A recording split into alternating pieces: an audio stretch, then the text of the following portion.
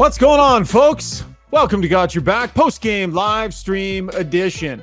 Well, that's as close to a playoff feel as you're going to get during the regular season, wouldn't you say?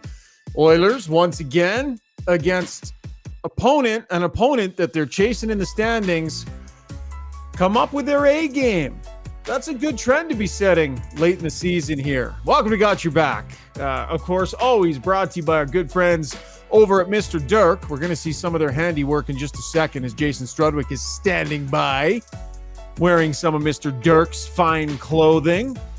Struds is no better example of how you can take somebody that is literally clueless about how to dress themselves day to day, send them into a shop that knows what they're doing, and have him walk out looking like he is ready to shine, as Struds does, working on those broadcasts for the other network.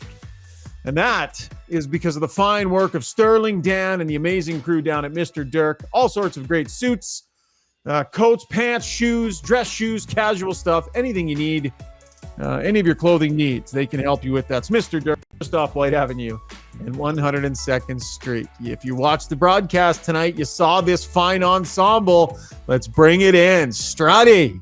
Oh, the tie's a little undone. This is like the after hours version of Zuby. This is the after hours version of Struddy. I like it. I'm getting into Brian Burke territory here. He's one step away. 3 beers deep and 2 darts on the way home from the rink. So no beers on the way home. Just when I got home. The darts on the way home. Window down, just having out so it doesn't smoke up the car. Yeah. Listen, I don't see. Listen, I admit I don't try that hard to dress. Mr.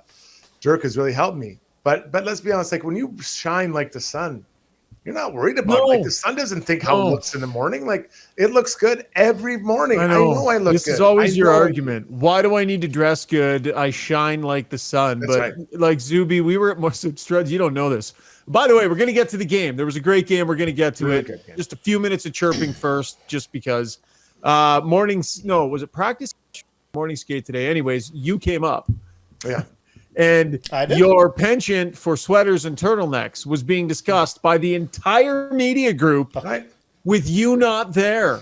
Right. That's and fine. Jason Greger was leading the charge, Struds. Yeah. I've seen how that group of media people dress. I am not the worst dressed person in that group. Let's be honest. I'm not even in the bottom 80%. I'm not worried about it. And in my comment about the sun shining, it stands really strongly amongst those group. How do we feel about Zuby's shirt tonight, Struds? Zuby, what do you got going on? Those like tangerines or mangoes on there? Like what? I'm getting into summer early. It's spring has sprung here. We have all our snow is gone, and I don't know. I guess I had this one out for the Mexico trip, and it's still representative of the team colors of the team which we cover, but you guys do not cheer for, but I do. Zuby, don't feel bad. I love that you are not the worst dressed person here tonight because Ryan Rishaug is wearing, I believe, his Aunt Bethy knit that thing on her deathbed. Look at this. Hang on. I'm going to back up so you can see this whole thing. This is Tentry. This is high-end Tentry, some of the most comfortable clothing. Jeez. You're not a fan, eh? All right. I got to get over to Mr. Dirk then and get rid of. I'll get rid of this stuff and get some Mr. Dirk. The top of the mountain is clear here tonight between the three of us. You could argue between the other two, but all right. Enough of this absolute nonsense. There was a game tonight. By the way, we are live streaming the podcast tonight. So if you're joining us on YouTube, and man, is there a stiff shot at you, Struds? We welcome friendly chirps in the stream, and we've got one here in our Weiss Johnson YouTube mentions. We are also on Twitter. Steve Tykon just said worst dressed podcast in the history of podcasts. Turn off the cameras.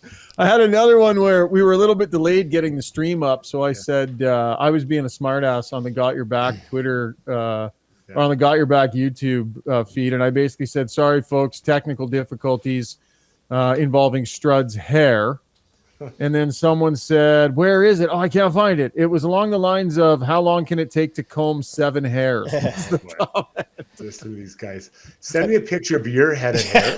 Whoever said that. And then whatever his name was, Stacy, you send me a picture of your outfit.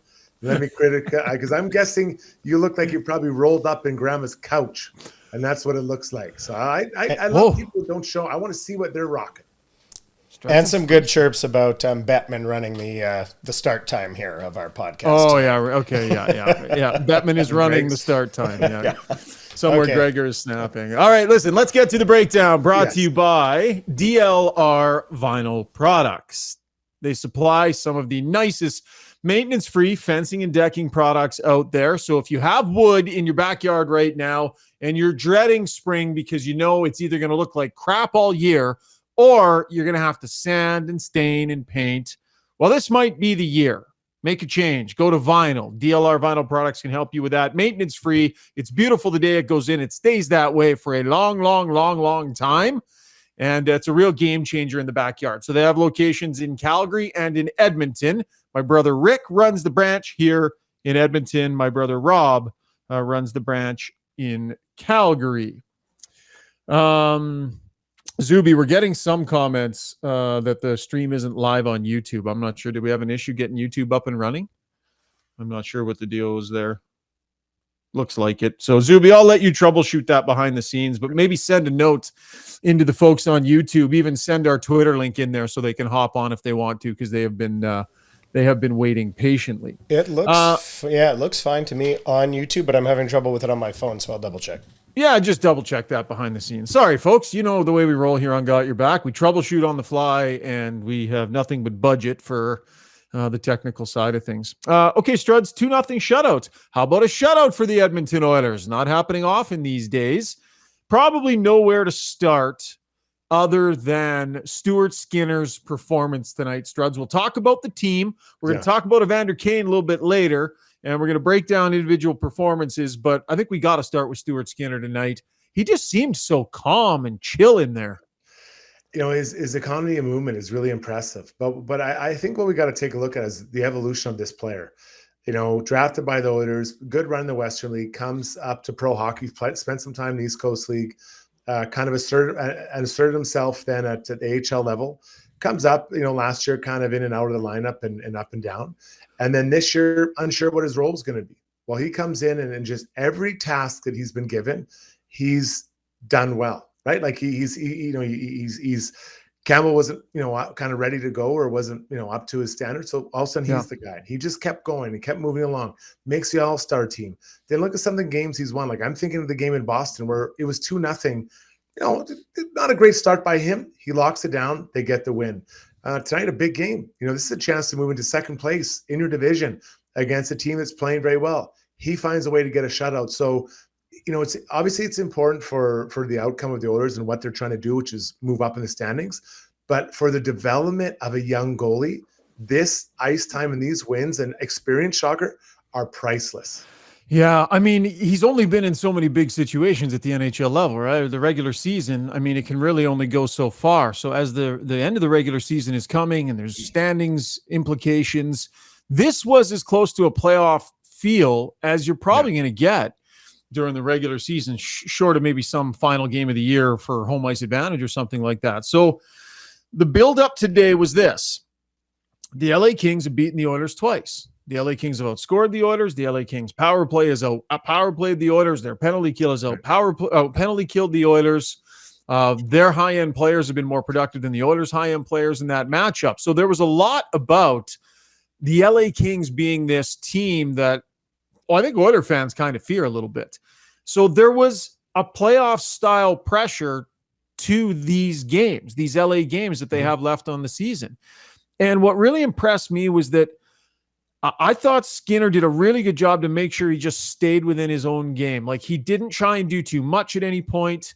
You called it economy of movement. There was a calm confidence about him that kind of belies his rookie status.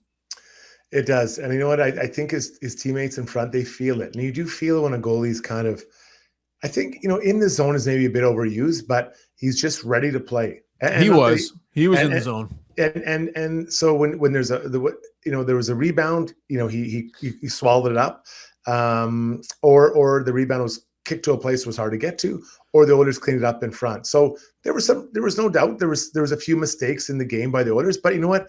it's a two-way game. Like other teams trying to create things as well. So when that happens, your goalie's there to make a save or to bail you out, and he did tonight. There's been a lot of wins by Stuart Skinner. I believe that was his 10th win in March that he got, which is incredible.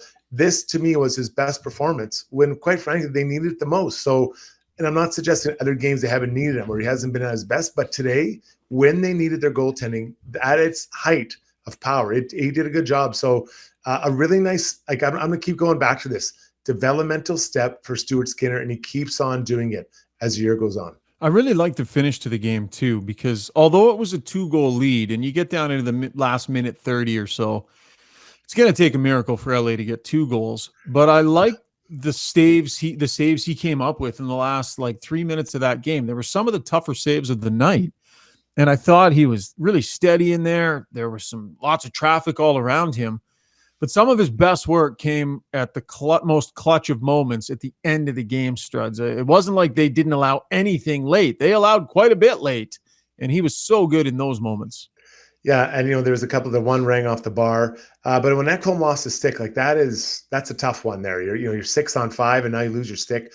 It's really 6 on kind of 4.5, right? And Ekholm did a pretty good job actually in front.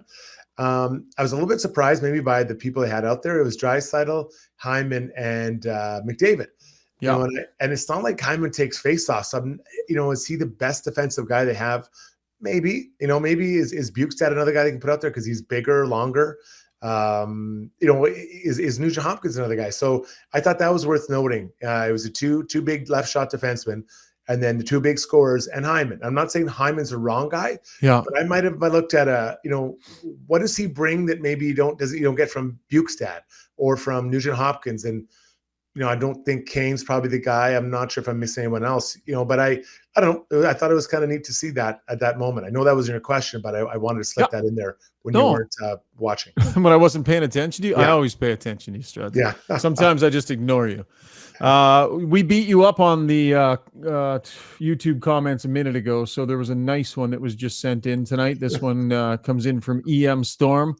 Struddy was great on TV tonight. Did you feel like you had a good night on TV, Struds? How did you rate your own performance? You know what I did? I did Oilers TV before and after the game. Then I did the 2 intermissions with Gene and Bop and Bob. Wow.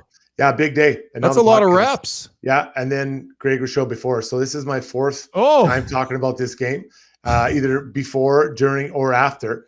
And I loved it. Honestly, I did feel pretty good. So we're not here to talk about me. We're talking about a guy who scored 61 goals. But I did feel pretty good about it. Yeah. You just simply saying, I felt good would have sufficed, but I appreciate the level of detail you gave us into how your night went. We have a clip from Stuart Skinner post-game as we're going to go to the Weiss Johnson sound box. 45 years they've been in the business. Imagine that. 45 years. A local business, rocking and rolling, providing new furnaces, garage heaters, air conditioners, hot water tanks. They've been doing it for a long time, and they're absolute experts. I know Dennis from Weiss Johnson was at the game tonight. He was texting me, talking about Stuart Skinner's night and how good Stuart Skinner was. He even said there's a word we shall not speak on text. He was talking about the S word. So he was thinking about it as well as everybody else, but I know he enjoyed the game tonight. Weiss Johnson, the place to go, Edmonton's leader when it comes to heating, air conditioning, and plumbing services. Time for Zuby has it. Wow, Zuby fast on the trigger with a Weiss Johnson jingle. Well done. Here's Stuart Skinner. We were so hungry to win every battle, and I think that was very impressive to watch. Just our guys fight for the puck, every single puck, every one-on-one battle, every scrum in front of the net, just everything. We did a great job boxing guys out, great job coming back into the D zone as forwards, and just everyone was doing their part and doing their job. And I believe that if we continue to do that, and we do that every game, we always have a chance to win. So I'm still getting used to Stuart Skinner and the way he does his post-game scrums. So I asked him a question, and I said, you seemed really calm in there tonight. Did you feel like you were in the zone early on in that game? And could you tell? And he goes, thank you. He's a very nice guy. He keeps doing it. You'll say something to him about his game, and then before he answers the question, he'll be like, thank you for saying that nice thing about me. Like, he's just so ridiculously polite. And a big game for him, a big confidence-building game. That was a playoff-style game, and Stuart Skinner answered the bell. Okay, let's move to the Connor McDavid hit. A lot of discussion about whether that coulda, shoulda, woulda, coulda, shoulda, coulda, would have been a 5. Now, the LA Kings are going to think all day long that needs to be a 5. They lost a valuable defenseman from that hit. Anderson did not return to the game. I'll let you give your opinion first, Struds. Should that have been a 5-minute major and a game misconduct for a hit from behind and not 2 minutes for boarding? Did you get a sense of what the injury was to him at all? I feel like it has something to do with his upper torso situation. Yeah. No, I don't. His head, maybe. I'm not sure. Yeah, I honestly, I actually thought it was a borderline call. If I'm being fair, I thought that Connor let up. I've seen much worse hits from behind that weren't called, and I've seen them done on Oilers players. So he hit him right in the numbers. Yeah, but he dropped him, and the guy left the ice. Yeah, borderline call. Yeah, honestly thought it was. So I think a 2-minute was warranted. Anything past that, I would have been floored. So I don't know. I just see hits from behind all the time, and I don't see them being called. So I think the call was fair in the moment. I don't expect any supplemental discipline or anything like that. Yeah. Lots of people on the stream here thinking I'm a complete idiot, an asshat here for suggesting that maybe it could have been 5. It was the discussion. We were talking about it in the press box. There was some mention of it on Twitter. I think it's right on the line. And I think when you hit a guy in the numbers and he goes into the boards, now it wasn't one of those dangerous one where you go head first and you crumple up your shoulders and you're like, oh my God, they got to get that out of the game. There's a lot of times where guys will make contact and you kind of ride the guy in a little bit, almost like kind of that bear hug. That's not what it was. He hit him and propelled the guy forward.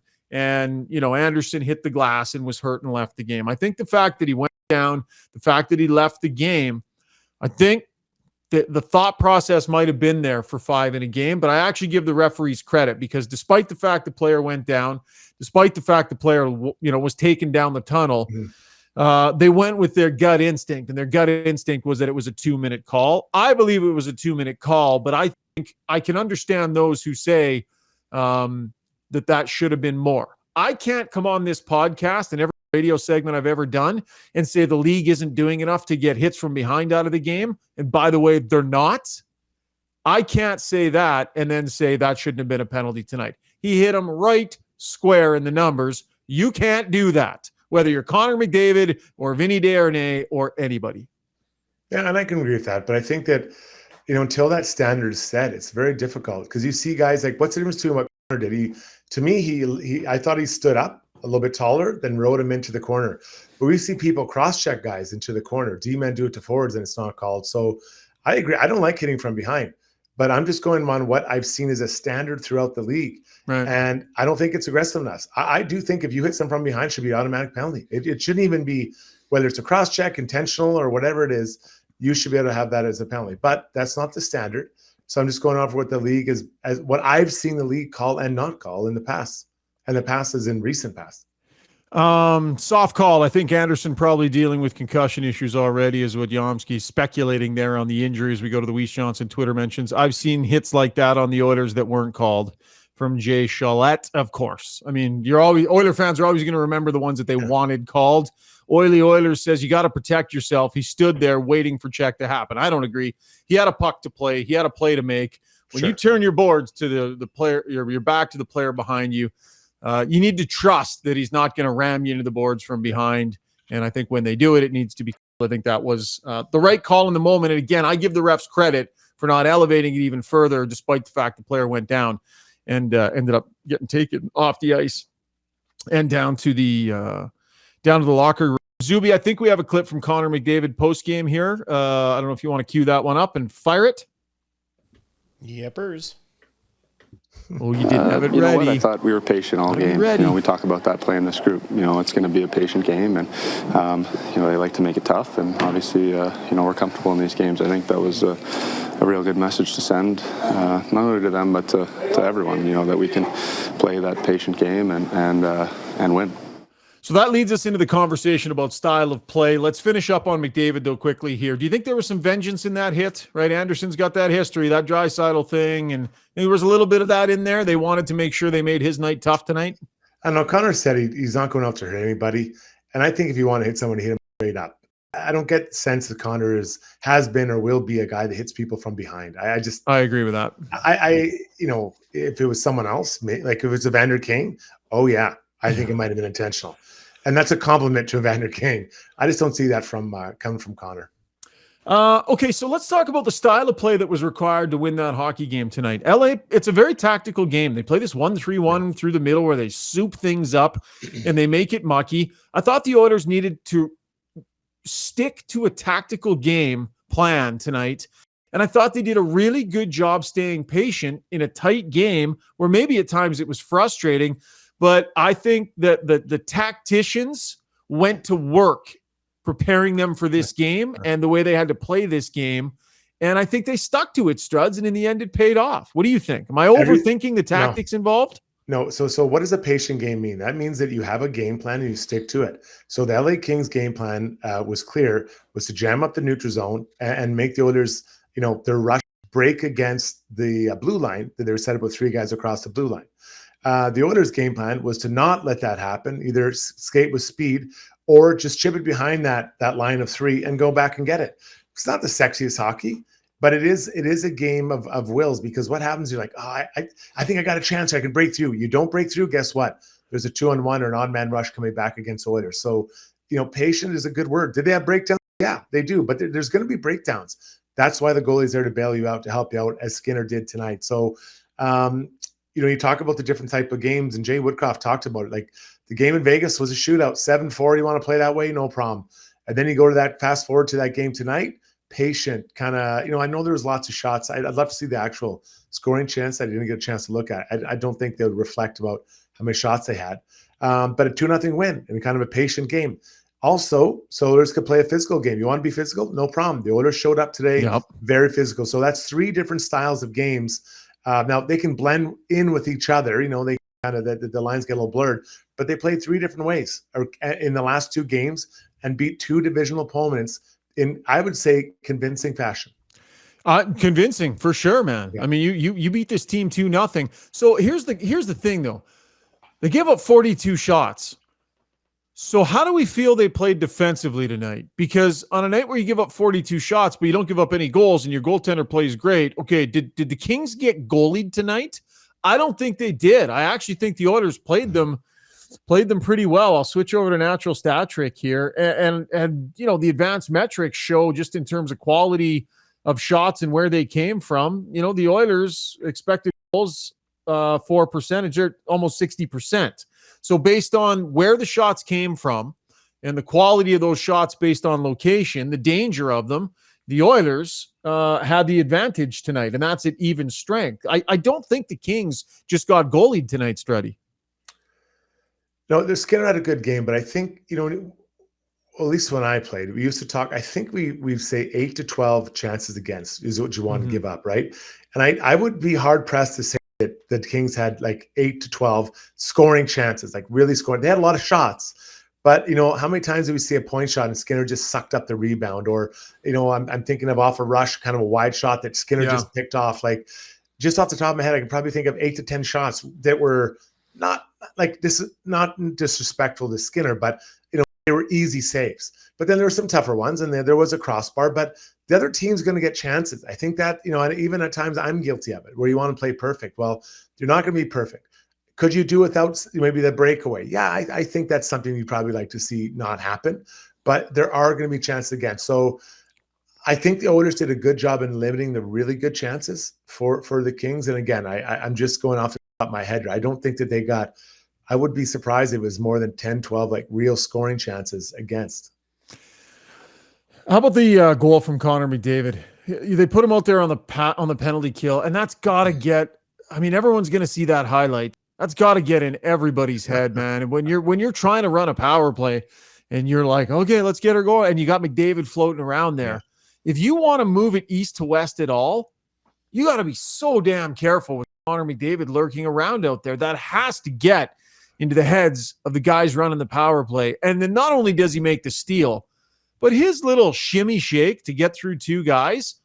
And then the other thing too about that, Struds, he created so much separation. He looked back over his shoulder and was like, I'm going to pretend this is a shootout. And he pulled out his shootout move on the breakaway that he needs more time for.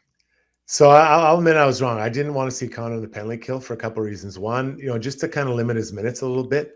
And then two, just always a risk of injury with the block shot. Yeah.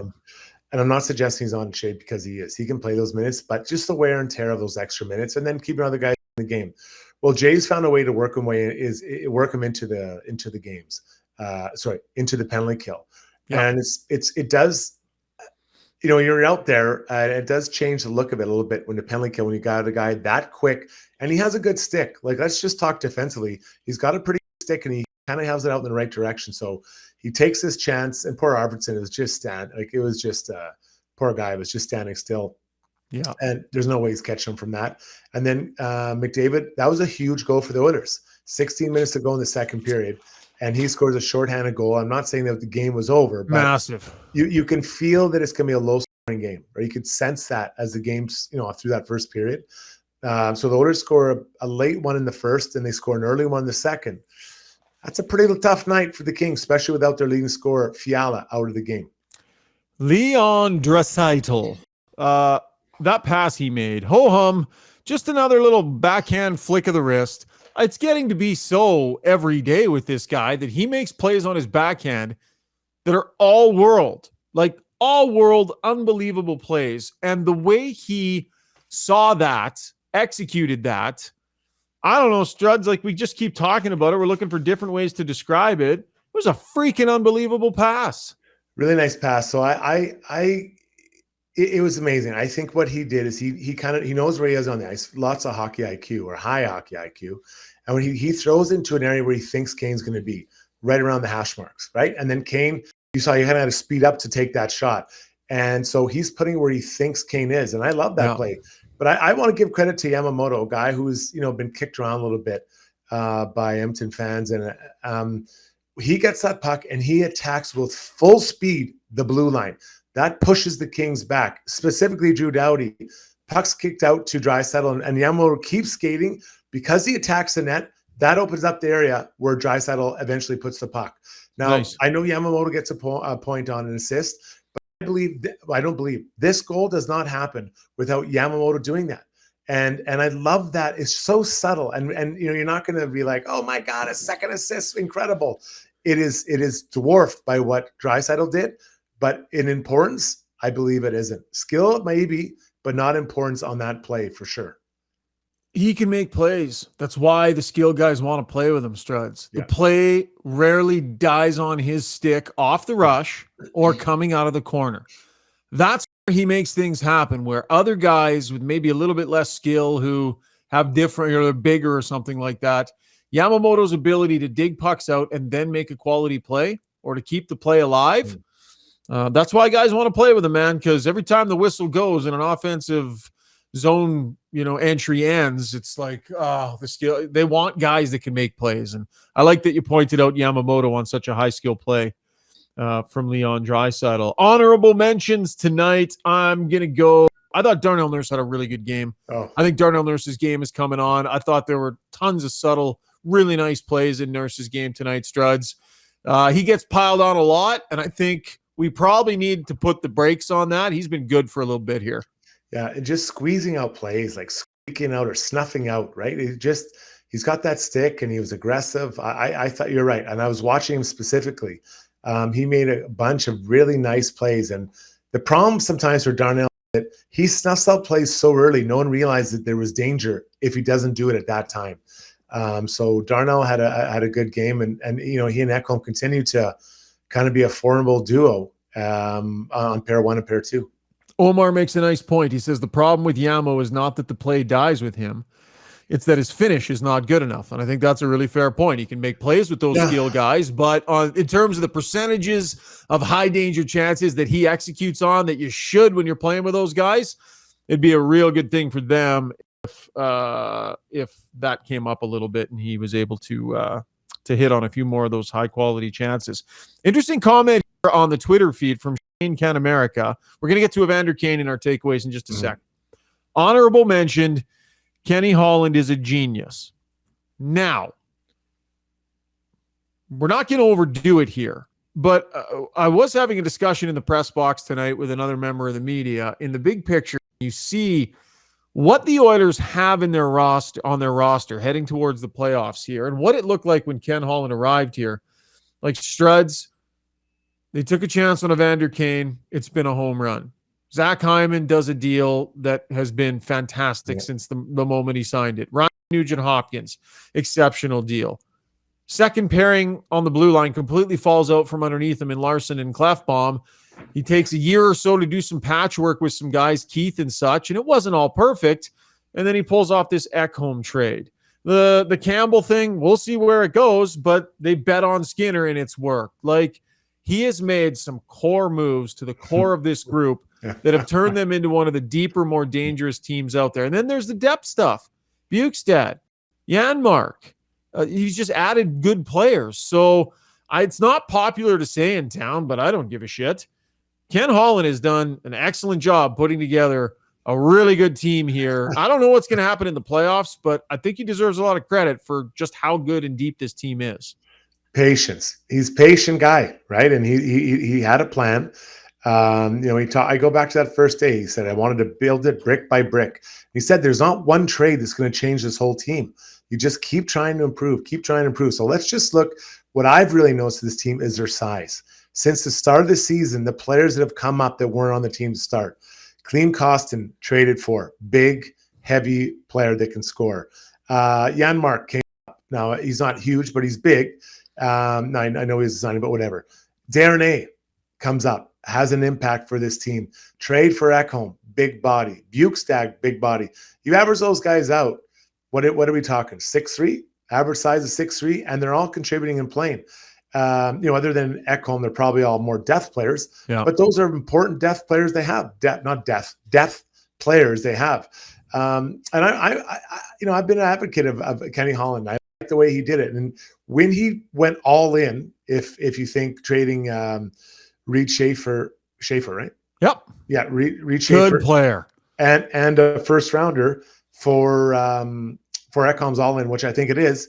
But that's a problem. They've made a trade that solves a problem long term, that Ekholm's around for a number of years. So, he did a good job. And even like the little tidbit of Bukestad, getting him for $450,000 they're paying him this year. Like, they maxed out this thing. Now, what's going to happen in the playoffs? I'm not sure. But they've been positioned in a good spot to take a run at it and hopefully being a bully in a specific division. My son Kai has jumped onto the to the YouTube stream here. Yeah, he's I don't know. He's going to start chirping me here about your sweater. He complimented me on my sweater. Oh, geez, he actually said to me, "You're dressing younger these days." He probably has a matching one. You guys, that's your Christmas PJs, Kyle.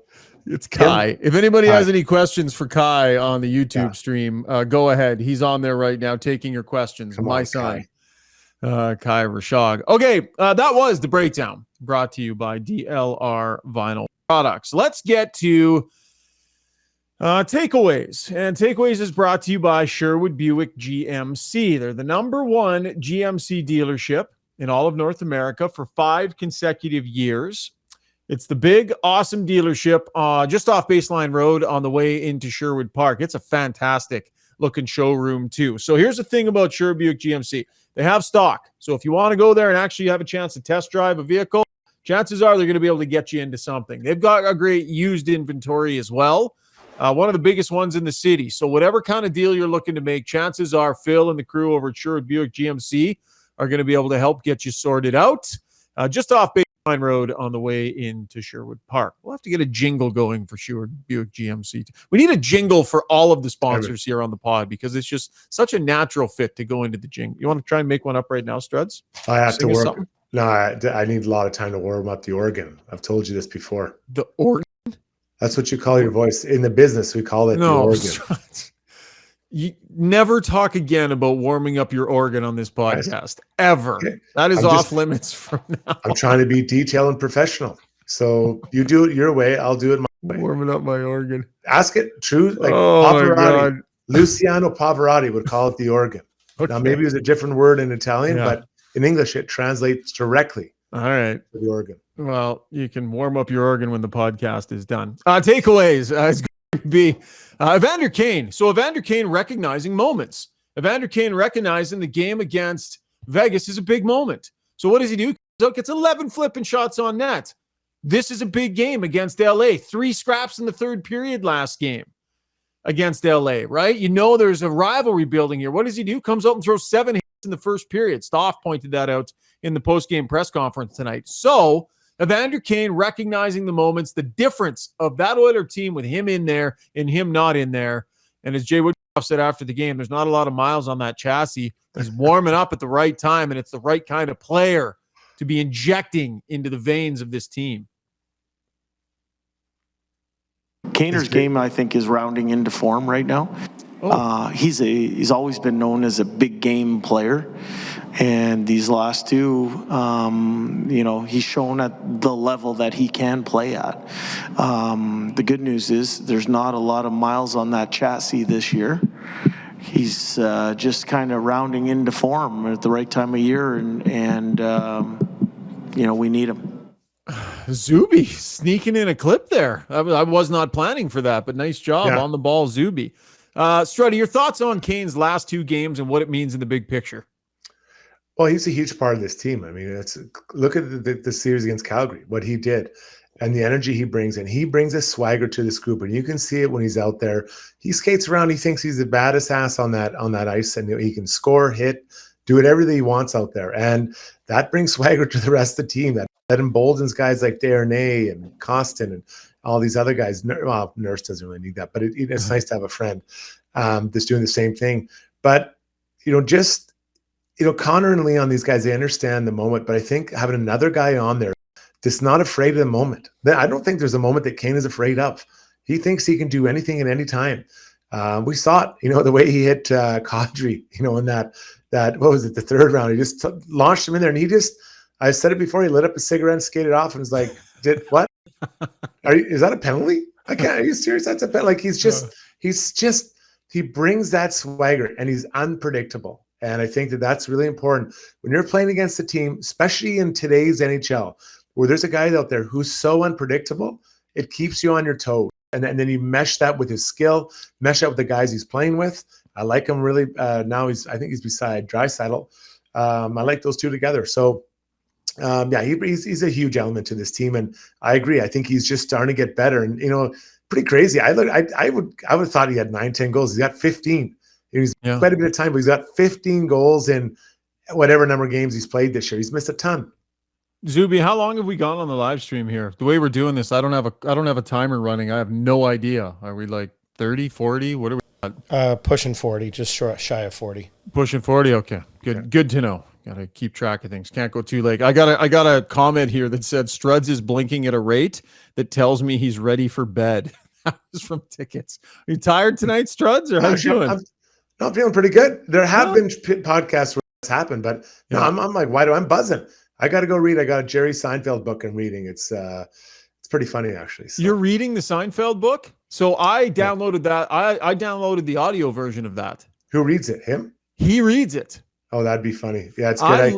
I love reading books. I don't like reading books, but I love it when somebody famous who writes an autobiography, which anyways, has a book and they narrate it themselves. I'm all about that. I love listening to audiobooks on walks and stuff like that. And he's actually pretty good narrating it. It's good. Well, they say geniuses actually read books. Yeah. But listening to it counts as reading one. That counts. Do you also watch videos of people working out? You asshole. That was solid. That was solid. That was good work, man. That better be a clip. That better be on a clip, Zoom, because I'm on fire tonight. Anyone else have they want to say about my jacket? Oh, man. Where's the funny guys now? Oh, man. That was good. Do you also watch videos of people working out? I've had this debate actually with brothers and family. Yeah. Because it's like, oh, yeah, I've read that book. Yeah. And they'll be like, they look at me sideways and they're like, have you read that book? Well, I'm not going to say, oh, I listened to that book. I have every right to say in conversation, I've read that book if I listened to it. No, you don't. Because if you felt you were proud of it, you'd say, I listened to that book. No one ever says I listened to that book in a book club. You get together, you, me, and Zub have a book club. Oh, I listened to that on what? What'd you do? No, I didn't read it. You got to read it. You got to hold it in your hands. Feel that. No bullshit. If you're part of a book club, you would be okay listening to the audio version. I wouldn't be. You're not earning it. You're not earning it. Seriously? Is anybody on the stream in a book club? And if you are, if someone came and had listened to it as opposed to read it, would it cause an issue within the group? I think that is perfectly fine. Yeah, really? You would, yeah. Yeah, that's fine. You're probably the kind of guy who shovels his snow onto his neighbor's driveway. You're fine with it. That's not the same person. The guy who listens to the book and says he read it is not the shovel. No, I don't think that one's fair. I guess this Seinfeld book is the first book in the Got Your Back book club. You guys are already I got to catch up here if we're going to make this happen. No, don't worry. He'll send you the cassette so you can listen to it. Perfect. I listened to Berkey's book. I think Jason Bourne over at Sportsnet, I think he narrated his own book too. I love listening to books. I read every day for work. I can't relax and read. I like to just listen. Yeah. And I think I can still say I read 25 books last year. Yeah. No, for sure. Well, I can see. It's like saying you watched all 3 Lord of the Rings trilogy and you read the books. That's basically what you're doing. That's different. No, it's the same thing. Why? You know the story, you know the basic. What's the difference between that and listen to on tape? It's the same thing. There you go. Corners. DZ25 says, got your book. That's funny. I've read many books with my ears, says Super Kenny Mac. I'm not sure who's siding with who. Cassettes, Struds. What else on the stream? If you listen to a book, say I listened to the audio book. Stop shoveling snow on your neighbor's driveway. Steve Kenny agrees with you. Thank you, Steve. Book club equals boomer alert. I don't even know what that means, which is probably a sign that I am big time boomer. It means we're old. Is that what it means, Zuby? Basically, yeah. Okay. But I didn't know that book clubs were dead, but maybe book clubs are dead. I don't know. Oh. Well, listen, the stream's coming off the rails, so I don't know. We should probably shut her down here, Struddy. I think we've squeezed anything of value that's left out of you tonight, or do you got anything else you want to add? No, I've been on fire. Honestly, I've had a great evening, and everyone, you're welcome.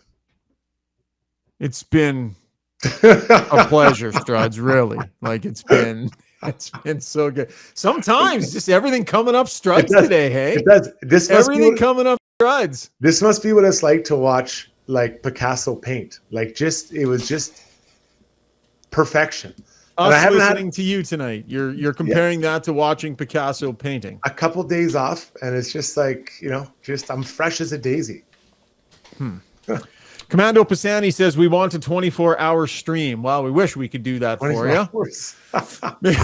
Just a day in the life of Struds. Okay, Struds, honest question. In the grand scheme of broadcasting and broadcasters and your place in that world and the job you feel you're doing, which is obviously very good, you feel you're doing, would you say you were a higher end hockey player?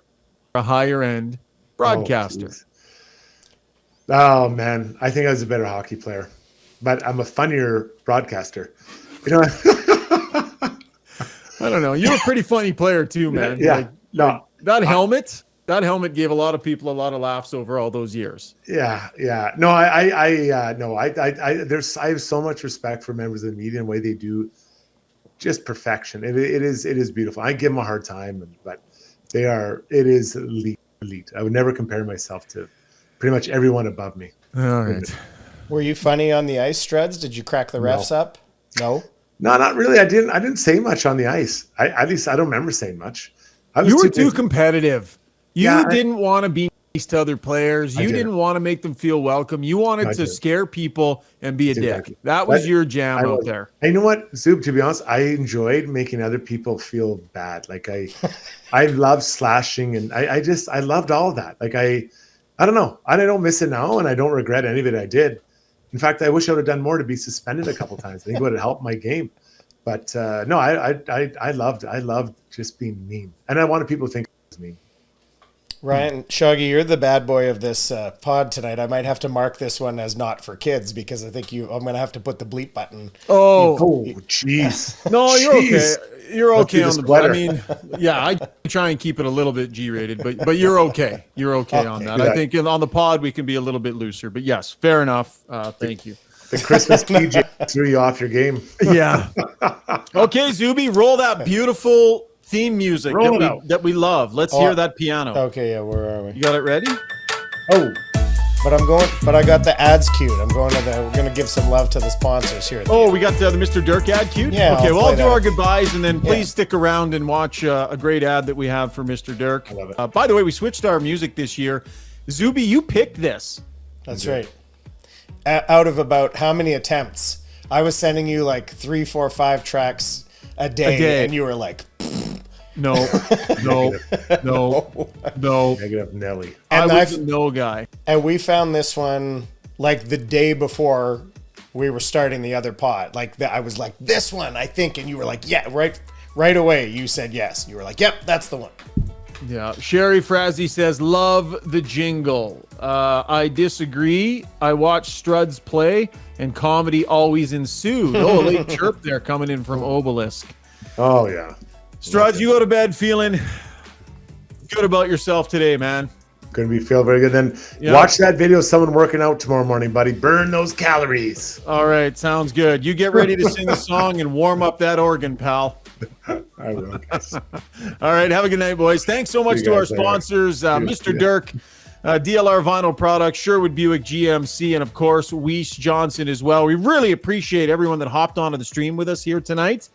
We love interacting with you guys. And girls. This has been tons of fun. We're going to keep doing it. We got big plans for the playoffs. So there's more Got Your Back coming at you.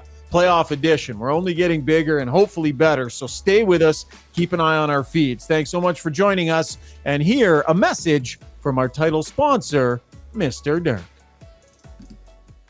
Joined now by Sterling Dirk, right inside the beautiful store over at Mr. Dirk. Sterling, time for a little rapid fire. You up for it? I'm ready. Here we go. All right, true or false? You took on title sponsorship of this podcast for the sole purpose of fixing Jason Strudwick's mess. True. His wife came begging for help. It's going to be a long, beautiful relationship. It's going to take us a while, pal. All right, true or false? If someone's frustrated looking at their wardrobe, doesn't like their options, it's immediately $1,500 to make any change. False. You start with one item, you build it up. It's like anything in life. You just need to kind of start placing those pieces and then adding more and more, but it doesn't need to happen all at once. True or false? Suits are the main thing that Mr. Dirk offers. False. Actually, we carry a wide array of product from jeans, shoes, socks, underwear, t-shirts, casual wear.